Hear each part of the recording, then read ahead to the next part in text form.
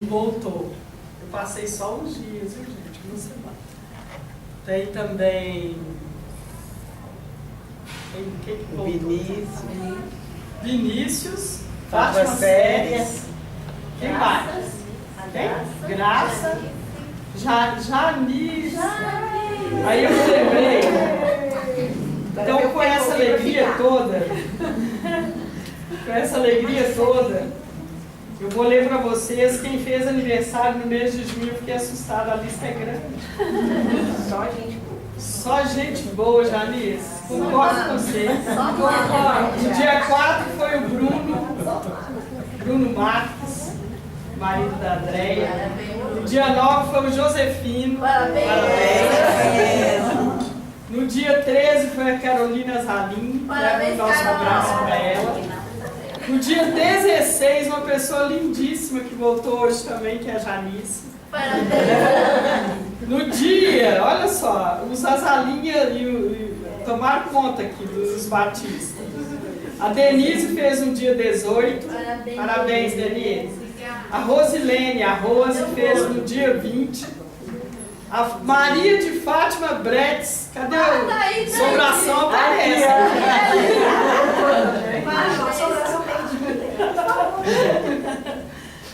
A Fátima fez no dia 24, teve fogueira, canjica, mas ela não convidou ninguém. A Heloísa fez ontem. Parabéns, Heloísa. A Lúcila faz hoje e a Ronara faz amanhã. E dia 3? Esqueceram dia 3? Esqueceram de Vanessa. Vanessa Jabrazzi. Não foi cegueira minha, tá escrito. Dia 3 foi você, dia 4 foi o Bruno. Tem razão, obrigado. O ano que vem, Josefino, falei. Ó, mês que vem, começa com o Hudson. Olha, gente, quando a gente faz aniversário nessa Só gente boa, mesmo. Só gente boa. No dia 12, Maria Madalena. Dia 19, a Líria. A Líria, vocês lembram dela? No dia 5, a Ronara. Ronara já foi, tá, Mara? Eu tô entusiasmada. No dia 21, o Sandro. Não é isso? Marido da Heloísa. A Ângela Cunha faz no dia 22. A Cristina, irmã de Janice, faz no dia 26. E a Ângela Bickel, cadê ela? Dia 29. Legal demais. Tem mais alguém que não está na lista? Além da Tamara? Deve te colocar aqui para mim, né? Ô, gente, então eu pedi esse tempinho antes da Sueli iniciar. Hoje nós vamos ter a alegria de receber aqui a Sueli, acompanhada do maridão, que veio prestigiar também, para falar para a gente sobre meditação. Ela dá aulas de yoga para nós aqui na quarta e na sexta-feira e a gente a convidou, né, Sueli? Ela carinhosamente nos concedeu essa oportunidade. E eu também vim falar da visita que foi feita no Grupo Irmão, que nós tanto falamos aqui do Grupo Barçanufo. E o Murilo fez um pedido, eu já não puxei a orelha dele pessoalmente, mas vou fazer agora. Ele fez o pedido dos agasalhos, né, para a campanha para levar para lá. E no dia mesmo de entregar, ele não foi não, viu, gente? Passou a tarefa para o Cláudio, que honrou em muito a todos nós, fazendo essa tarefa de conduzir essas doações ao Grupo Barçanufo. E lá estavam a Vanessa, o Cláudio e a Alessandra, a Madalena, a Marcela, filha da Daniela, a Luciana, Luciana Frois ali, a Cristiane, as crianças, o Fernandinho da Luciana, a Fernanda da Vanessa. Tem mais? Não. Então, e a Cida Andrade também, né? Essa equipe fez um belíssimo trabalho. quando retornou, impressionada, todos estavam, né, emocionados com a tarefa. É a primeira vez que se faz uma visita pessoal, a gente só envia as nossas contribuições. Então, sugerimos que cada um relatasse daquilo que vivenciou. E todos que estiveram lá mandaram para nós, e eu vou disponibilizar isso para todos no e-mail do grupo. A Cristiane vai fazer isso para mim, tá, Cristiane? Para que vocês leiam o que cada um percebeu e sentiu durante essa visita. O Grupo Barçanufo faz uma assistência a 120 crianças no trabalho de evangelização do sábado. Oferece, além do lanche, oferece almoço, né, para as crianças, e só depois elas são liberadas. Além de muitas outras tarefas, e a equipe conheceu toda a estrutura física e espiritual do grupo. Então essas impressões estão relacionadas lá.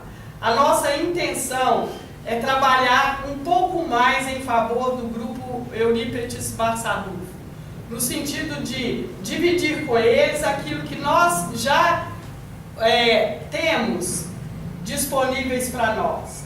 O Grupo Ismael é mantido pela contribuição dos próprios colaboradores, que mensalmente contribuem para que a gente pague as nossas despesas aqui.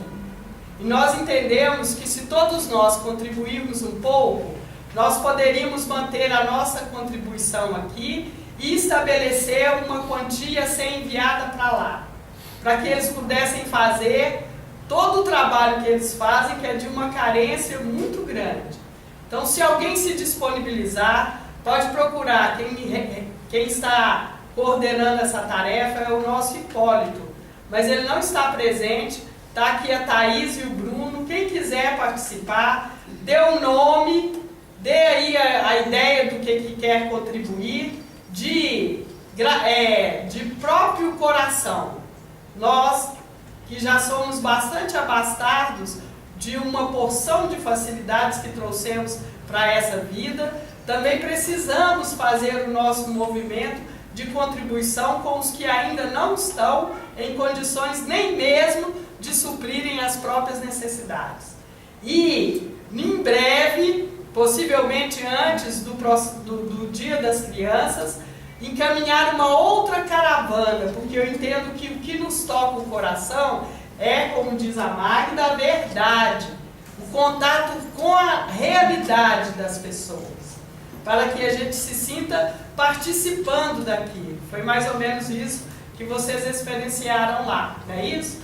Mas eu tenho uma outra alegria que eu acho que é muito legal de compartilhar com vocês, que é a Marcela, que a gente nem falamos, né, que você estava lá, que é a integrante também do grupo da evangelização, e ela se ofereceu para contar o que ela sentiu para nós aqui hoje, na maior coragem, não é? Filha da Dani, normal. Pode vir.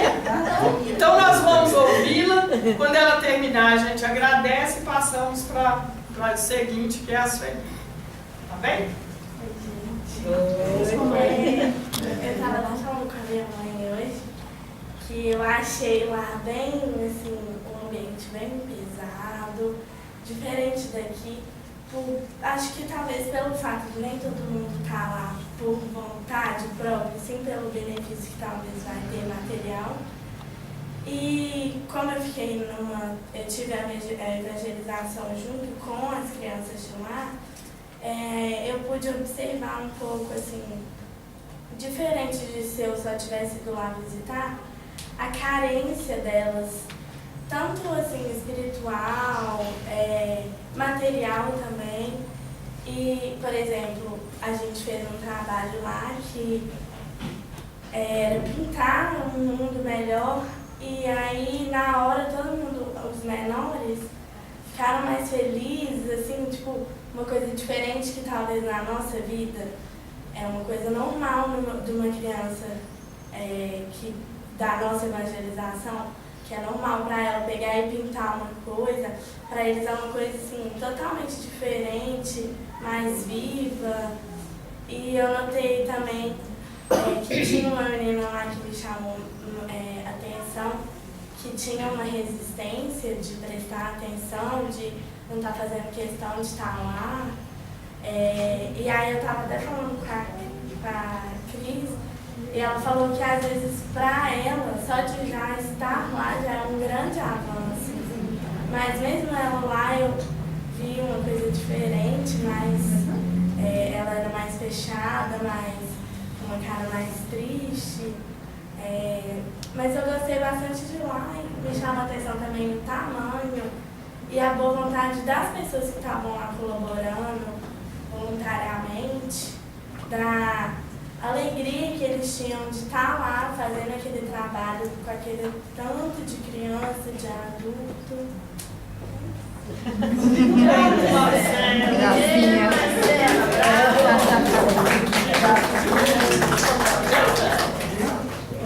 Gente, muito obrigada. Fique à vontade.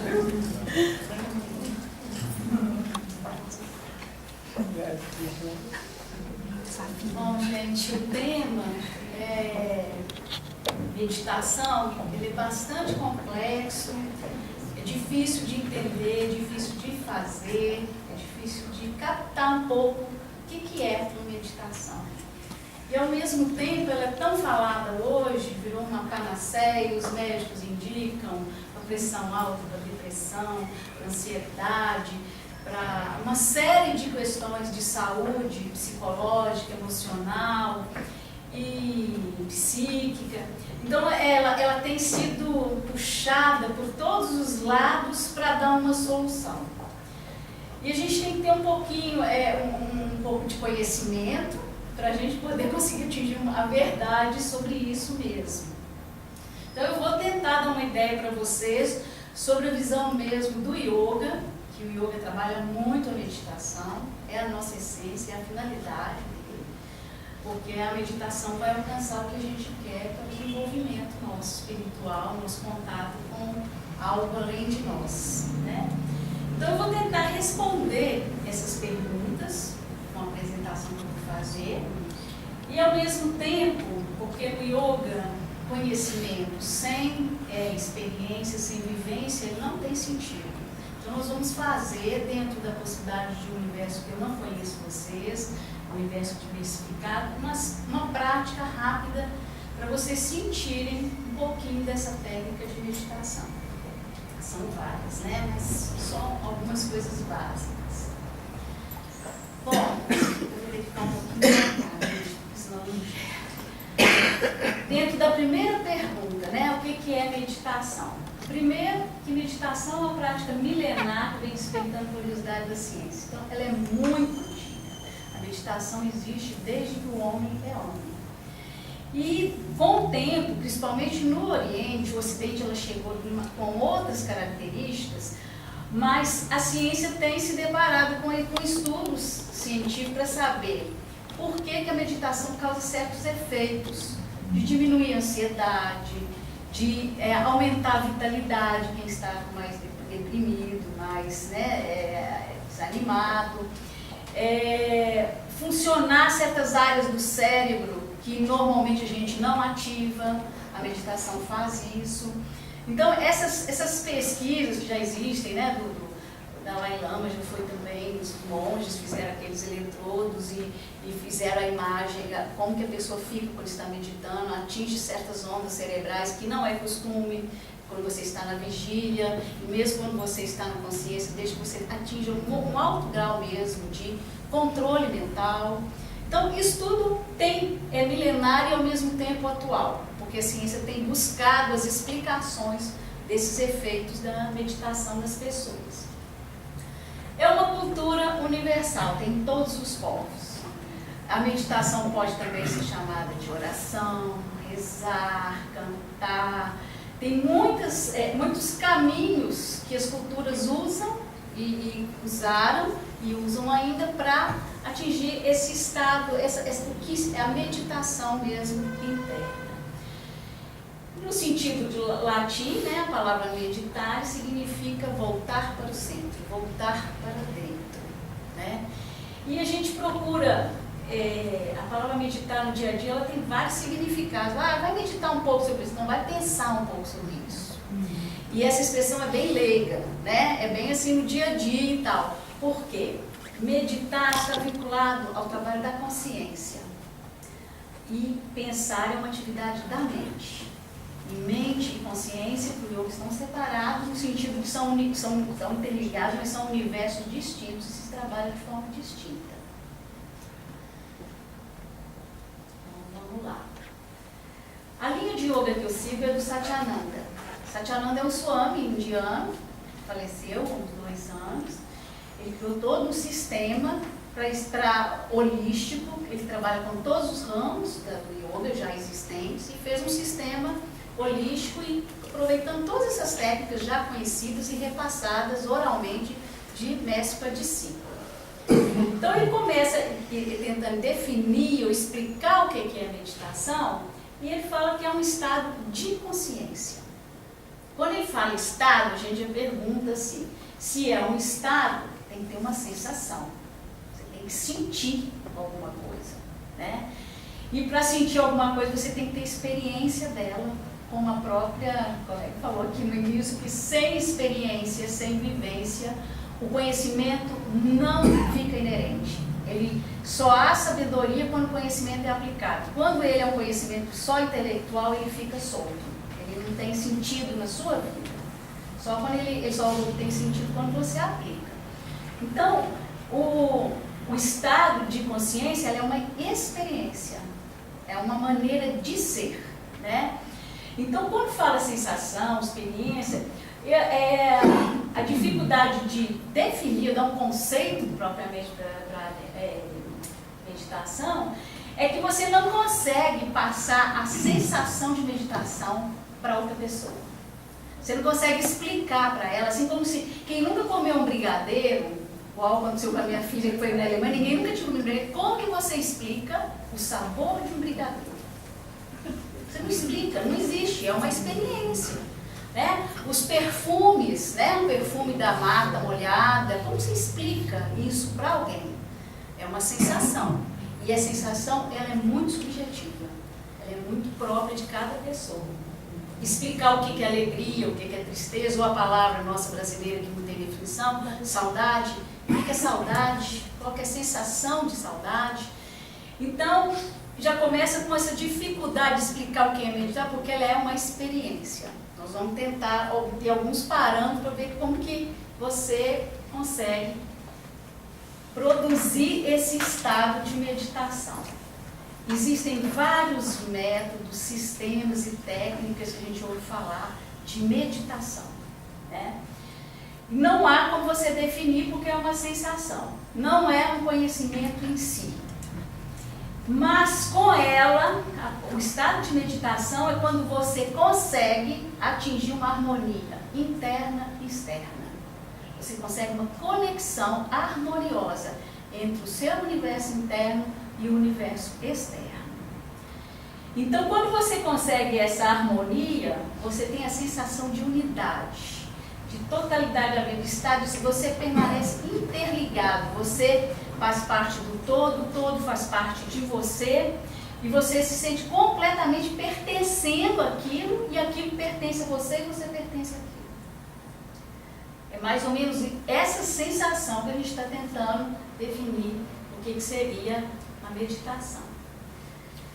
Quando ele fala também do estado, ele dá uma outra ideia de como que você pode perceber isso, né? É uma prática que leva a uma sensação de quê? De ausência de ansiedade, a vida não se apresenta fragmentada por ideias e opiniões antagônicas, tudo se funde e fica harmonioso e pleno.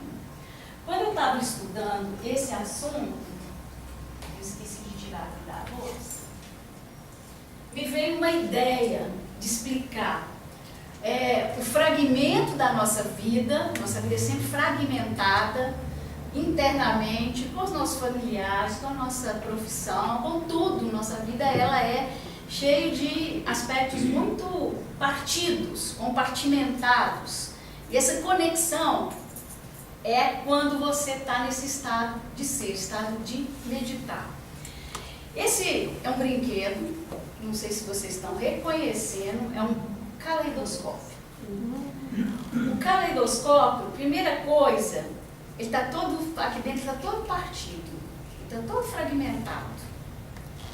E quando você gira ele e para, ele cria uma imagem organizada, centralizada, colorida, bonita, toda organizada.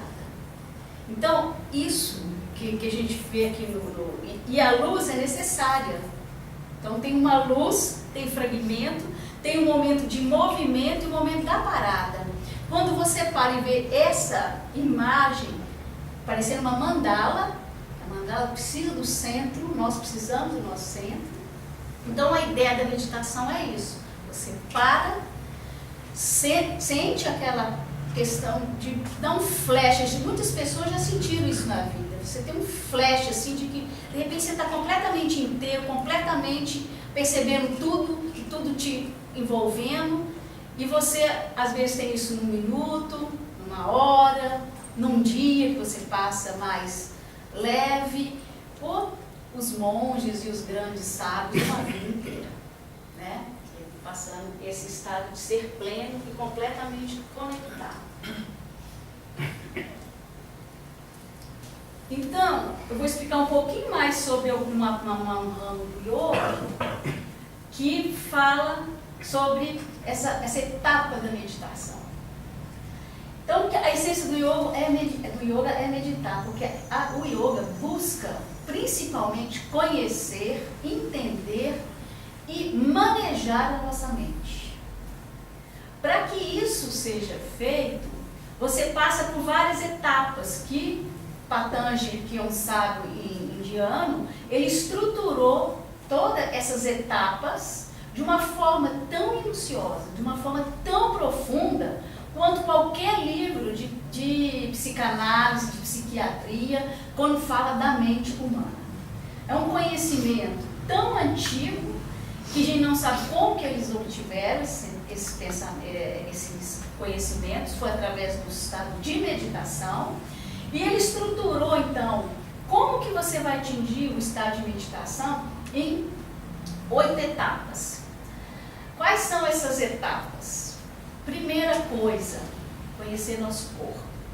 Fazermos as posições de yoga, posições que façam com que você entenda como seu corpo funciona, qual o limite dele, qual a sensação que você tem de praticar cada posição, de entender cada parte do seu corpo. Depois você parte para entender sua respiração. A respiração não é só o oxigênio entrar, é o prana que está entrando, é a energia que está entrando no nosso corpo e que movimenta dentro do nosso corpo de várias direções e de várias formas. Então a gente trabalha pranayama e a respiração para entender isso, como a energia entra dentro de nosso corpo e da nossa vida. Depois nós procuramos, a gente conhece o mundo pelos estímulos sensoriais.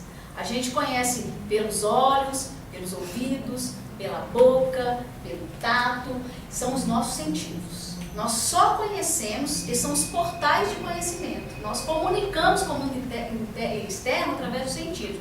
Se recebemos os estímulos vão para a nossa mente e a mente responde a esses estímulos. Então, a mente, toda vez que recebe um estímulo visual, auditivo, paladar, seja qual for, ela gira para organizar aquela informação, para memorizar e para dar uma resposta. Está muito frio, não vamos pôr agasalho. Está muito quente, não aproxima, é fogo, não sei, o paladar, os sabores todos. Então, isso é uma maneira de conhecer o mundo. Isso é a maneira que nós desenvolvemos, inclusive, como seres humanos. Mas toda vez que você tem um estímulo, menor que ele seja, eu estou olhando aqui a luz verde, eu estou olhando também a minha visão periférica, a minha mente está girando. Ela não para de obter as informações e responder aquelas informações. Então, nós temos um momento no yoga que a gente aprende a se abstrair dos sentidos. A gente recolhe para poder não agitar a mente. Eu uso muito com as alunas aqui mesmo, a tartaruga. recolhendo toda dentro da sua, né, do seu casco, da sua casa, ela recolhe tudo e fica lá dentro. Nós precisamos de fazer isso para sair do mundo sensorial, do mundo externo, para que a gente consiga olhar um pouquinho para a gente, né? Esse é um dos passos. O outro passo, os outros 2 passos são de caráter comportamental, que o Yoga fala que você tem que ter consciência do que você está fazendo na sua vida, as atitudes suas externas com o mundo social e atitudes internas. O que você anda pensando, o que você está agindo, por que você reage dessa forma quando a pessoa fala assim, ou você não reage porque ela falou de outra forma. Então, esse é um outro passo que o Yoga propõe para você ir caminhando no seu desenvolvimento espiritual. E na 7ª etapa, que é a etapa da meditação, aliás, a etapa é 7ª, são 8 passos. No 8º passo é o que a gente chama de Samadhi ou Nirvana. Normalmente até a pessoa pode não estar aqui na presença física. É um passo que é só poucas pessoas que alcançam isso em vida. Mas o 7º passo, que é o que antecede, é a meditação. Mas antes de você conseguir estar no estado de plenitude, de conexão, de amplitude de visão, de sentir o todo em você e você no todo, você tem que passar pela concentração mental, trabalhar a sua mente. Você trabalha corpo, respiração, suas atitudes, trabalhar a sua mente, conhecer sua mente, entender como que ela funciona, que padrão de pensamento você tem, porque a maioria das pessoas não tem noção do que ela fala internamente para ela. Às vezes ela fala uma coisa, faço uma promessa, né, que eu não vou comer carne. Chega assim, internamente ela fala assim, mas eu gosto tanto de carne, qualquer um pedacinho só não vai fazer mal. As pessoas fazem isso, é incoerente, às vezes fala uma coisa e pensa outra. Porque a gente não tem controle do que é o pensar, do que é a mente. A gente fala no yoga, a mente é igual um macaquinho nas árvores. Ele vai enganchando aqui, ali, vai pulando, você fica 90% do que você pensa no dia, você pode jogar no lixo. Não serve para nada. E quando você está assim, pulando, a mente está pulando, distraída com várias frentes, ela se enfraquece, porque ela está dividida, ela responde a tudo ao mesmo tempo e fala tudo ao mesmo tempo. A mente que a gente busca é a mente focada, é a mente que é como se fosse essa luz aqui, ela ilumina esse espaço todo, ela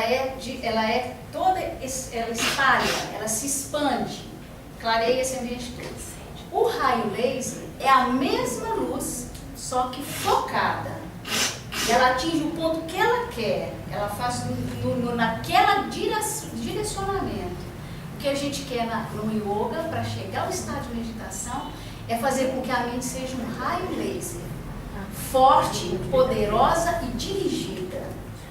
Porque até então, quando ela fica assim, ela funciona muito mais ou menos e resolve muito mais ou menos nossos aspectos da vida. Mas a gente vai viver. E, às vezes, a gente tem uma aluna, uma vez, quando a gente fala, vamos começar a meditar, né, para a parte de meditação, fecha os olhos e tal, ela fala assim, eu não gosto de meditar. Não gosto porque eu só penso besteira. Aí o professor falou, não é que você pensa besteira quando você vai meditar. Só agora que você está percebendo que você está pensando besteira. Não é a meditação que faz você pensar besteira. É agora que você está em contato com ela. Até então ela estava funcionando no automático, sem nenhum controle. A mente no Ocidente ela não é muito trabalhada. No Oriente sempre se trabalha com a criança desde pequeno, esses aspectos espirituais. Aqui não é trabalhado. Por que você está com raiva? Por que você fez com a coleguinha? Ninguém questiona isso, ninguém leva a criança a refletir que ela tem uma outra coisa que funciona e que manda nas respostas dela na vida. Então, a mente é igual se fosse uma criança sem educação, hiperativa e que quer continuar assim. Porque não é fácil domar ela não. A gente está entendendo aqui no intelecto e tal, né? Mas não vai. Além disso, na hora de experienciar, que ela tem que estar focada, controlada e entendida, ela vai reagir. Várias coisas acontecem. Então, dentro do que a gente foi falando até agora, meditar e voltar para o centro, é uma revolução da consciência, você passa a ser mais consciente do que você está fazendo, do que você está pensando, e é um processo de refinamento. Eu vou tendo consciência do meu corpo, eu vou tendo consciência da minha respiração, eu vou tendo consciência do meu relaxamento, se eu consigo relaxar o meu corpo e minha mente. E também é uma sensação, é uma experiência. E na medida que você vai tendo esse refinamento da consciência, você vai então obtendo certas experiências que só você consegue ter. Às vezes é uma coisa tão sutil, você não consegue explicar para outra pessoa. Nossa, dessa vez eu percebi o momento X de uma forma completamente diferente. Mas só você que consegue ver essa diferença, né? Então, quando você vai meditar, é fundamental explorar a mente. Entender um pouquinho da sua atividade mental. Para essa viagem no universo interno, nós temos que mergulhar, recolher igual a tartaruga, recolher dos sentidos e ficar lá dentro da gente. A gente tem um veículo para essa viagem, né? A gente tem um veículo para ir em qualquer lugar do mundo, ônibus, avião, um carro, e para fazer essa viagem interna só tem um veículo que a gente considera, é a meditação. Mas você tem que pagar uma passagem, um ticket. E essa passagem é a mente. E a mente tanto é a passagem nos dois sentidos, de comprar para poder entrar, quanto de deixar você realmente passar, quanto pode ser o próprio obstáculo. Porque, por ser uma criança independente, imperativa e sem educação, ela é igual uma criança. Você vai pedir para ela sentar para fazer um dever de casa, quero beber água, quero fazer xixi. Ah, me deu uma coceira, estou tossindo, me deu dor de barriga. A mente vai fazer isso também. Certo? Não vai sentar para fazer o dever. Aí eu chamo aqui de etiqueta e comportamento para fazer essa viagem interna. Você tem que entrar na exploração da mente como um convidado gentil e polido. Se você entrar pondo regras, reprimindo, retendo, ou tentando canalizar sua mente na força, você não vai conseguir. Você tem que entrar de uma forma amorosa, afetiva. Quando você percebe alguma coisa que você pensa, seu padrão, e você fica chateado porque você percebeu alguma coisa que é feia para você, ou desagradável, aceita. Aceita e desapega. Porque se você tentar, não vou pensar mais isso, não vou fazer isso nunca mais, você já bateu de frente e aí você não vai ter esse controle, né? Precisa coragem e força de vontade para disciplinar a mente, que nunca foi disciplinada, normalmente nunca é. Você tem que ter muita coragem, porque você vai encontrar coisas que você não gosta, que você não percebia, e para ter essa desapego, aceitação e ao mesmo tempo força de vontade para continuar. Porque não é fácil mesmo, não. E lembrete sobre a mente que foi tratado aqui até antes. Aquilo que não conhecemos nos escraviza. Conhecer a verdade da nossa mente é libertação. Enquanto você não conhecer sua mente, você vai continuar tendo raiva, emburrar, depressão, irritação, ansiedade, porque você não sabe o que está acontecendo, você só reage. Você não percebe quando que acontece uma coisa, você fica desse jeito. Todas as vezes, mesmo que você perceber isso, você vai ficar chateado e falar assim, mas é assim mesmo. Vamos com calma, vamos observar. Por quê? Essa atitude de observador, atitude de testemunha, que a gente chama no yoga, que chama drashta, é quando você vê o que está acontecendo com você como se fosse um filme. Porque se você não se afastar, não ver a distância, você se envolve de novo e não sai disso, vira um rodamuinho. Então você tem que afastar, assistir o filme da reação. Você passou uma raiva muito grande no seu dia. para naquela raiva, naquele fato e assiste como se fosse outra pessoa que ficou com raiva, vê o que ela fez, o que ela reagiu, por que aquilo fez ela reagir daquele jeito. Assista esse filme como se não fosse com você. É o único jeito de você não justificar, não condenar e criticar. Porque se você julgar, criticar e condenar, aí você não consegue alterar aquilo. Você fica na defensiva, você fica ou na vitimização, então você não muda. Então, é observar. Aí quando a gente fala que essa viagem para dentro de si é um trabalho intenso, com força de vontade, mas com educação, com amor, com afetividade com você mesmo, aí fica pensando, será que você tem que ficar isolado do mundo? Porque a gente lembra aqueles monges em alta montanha, nas grutas, né, lá fazendo aquelas meditações profundas, entrando em meditação mesmo. Não é esse o caso. Nós aqui vamos trabalhar para nos conhecermos, entrar em estado, sim, de aceitação, de sentir o pleno, de estar conectado com todos, com o mundo, com a natureza, com as pessoas. Mas quando você entra nesse estado interno de mergulho para meditar, você sai depois e você sai melhor.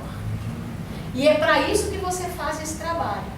Yoga é vivência, experiência é vida, não é isolamento. Então, quando você entra para dentro, percebe como você é, como sua mente funciona, o seu corpo, sua respiração, você sai depois para viver a sua vida com essas informações novas e com essas experiências novas.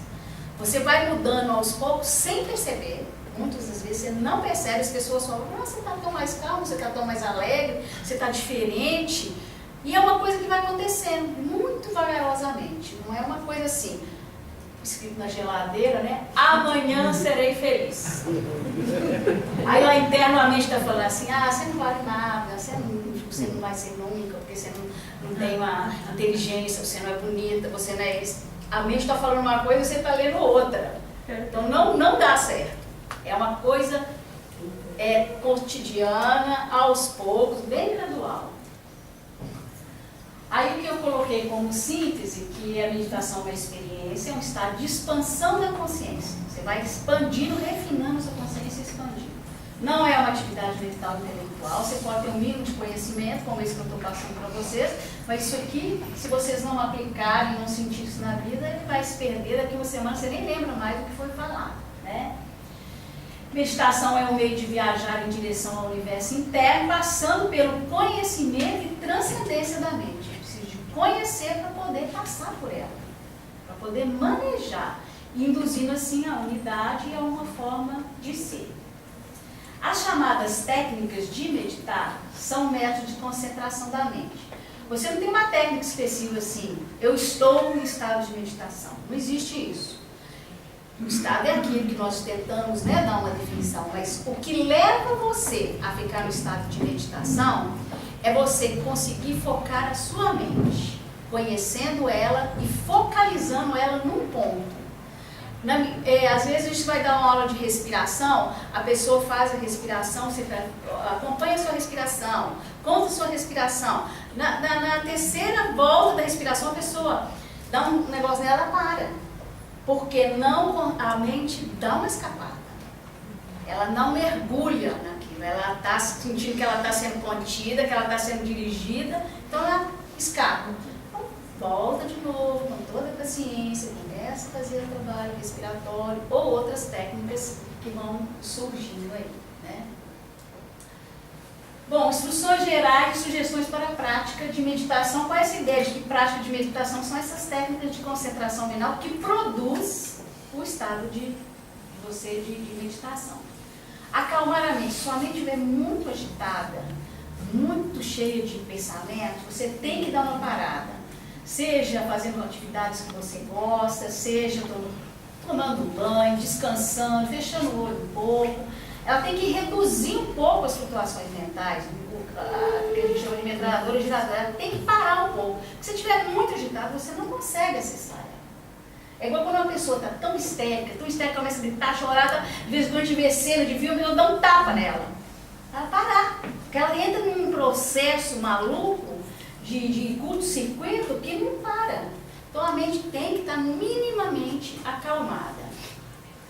Para que você acesse cada dia mais um pouquinho o seu a sua mente e consiga esse estado de meditação, você tem que ter regularidade e dedicação.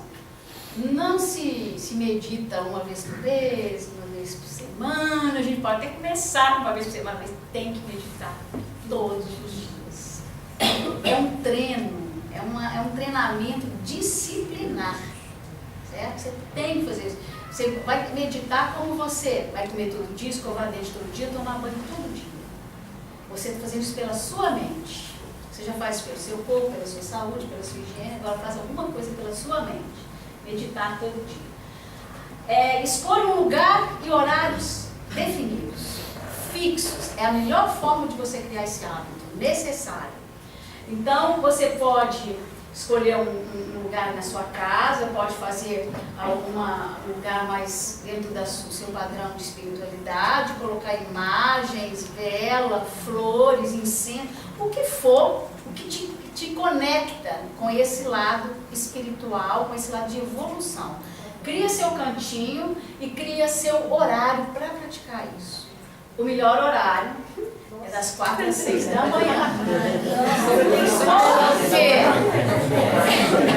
Porque o prana, a energia vital do planeta está mais pura a esta hora. Mas se isso for difícil para vocês, crie qualquer horário. Comecem, né? Qualquer horáriozinho é válido. Né? Superar o sono é outra coisa. Além da mente não poder estar muito agitada, você não pode estar com sono. Porque uma dos subterfúgios da mente é dormir na hora de meditar. Você apaga. Quando você abre, você vai tudo fazendo. Então, é mais uma maneira da mente burlar esse trabalho. Então, descanse bem, durma bem, faça um horário que você não esteja morto de querer dormir, porque é um motivo para dormir. Vai ser motivo para dormir, né? Relaxamento. A gente aprende no yoga a relaxar. Tem que relaxar o corpo, tem que relaxar a mente, tem que relaxar as emoções. Se estiver tudo muito tumultuado, é difícil você conseguir ficar parado e fazer um mergulho em terra, né? A gente tem as técnicas de relaxamento. Uma que ajuda você a trabalhar a concentração para meditar é você criar objetos de concentração. Esses objetos podem ser mais transcendentes, como sentimentos do amor, fraternidade, coisas bem assim soltas, abstratas. Pode ser mais concreto, a chama de uma vela, a foto de alguma entidade que você acredita, de uma pessoa, de um Deus, uma divindade qualquer. E a importância dos símbolos. Você pode criar um símbolo também. Na hora que você for fazer esse objeto, tanto transcendente quanto ele é muito importante você ter um símbolo, por quê? Nós estamos falando que nós estamos fazendo uma viagem interna, nós estamos falando que nós vamos explorar nossa mente. E a exploração da mente, ela cansa. A gente não está acostumado com isso. Por ver coisa que não quer, por perceber outras coisas que acha que seria bom, mas o fato é que é como se você estivesse vasculhando uma série de coisas, depois você cansa. Para você não dormir, para você não fazer outra coisa, cria um símbolo. Quando você, de repente, você volta sua mente para aquele símbolo. Pode ser a chama de uma vela, pode ser uma cruz, pode ser um símbolo que você tenha conexão com ele. Porque a mente, a consciência precisa de ter uma âncora para que a mente fique tranquila nessa exploração, senão ela vai arrumar uma saída. Tem uma história que Swami Satyananda conta que um corvo estava dormindo numa árvore. E com as monções lá que existem muito na Índia, essa árvore foi arrancada com a enchente. E o corvo continuou dormindo no galho. Ele não sacou o que tinha acontecido. Quando ele acorda, a árvore está flutuando no meio de uma torrente. Ele olha para o lado e sai voando. E voa, não encontra nada, volta para o galho. Aí ele cansa, vai de novo fazer outro voo. E começou a ver que ali era um porto seguro. Ele podia ir para todos os lados, mas ali ele tinha um porto seguro para descansar. Então a mesma coisa, observe o símbolo na nossa mente.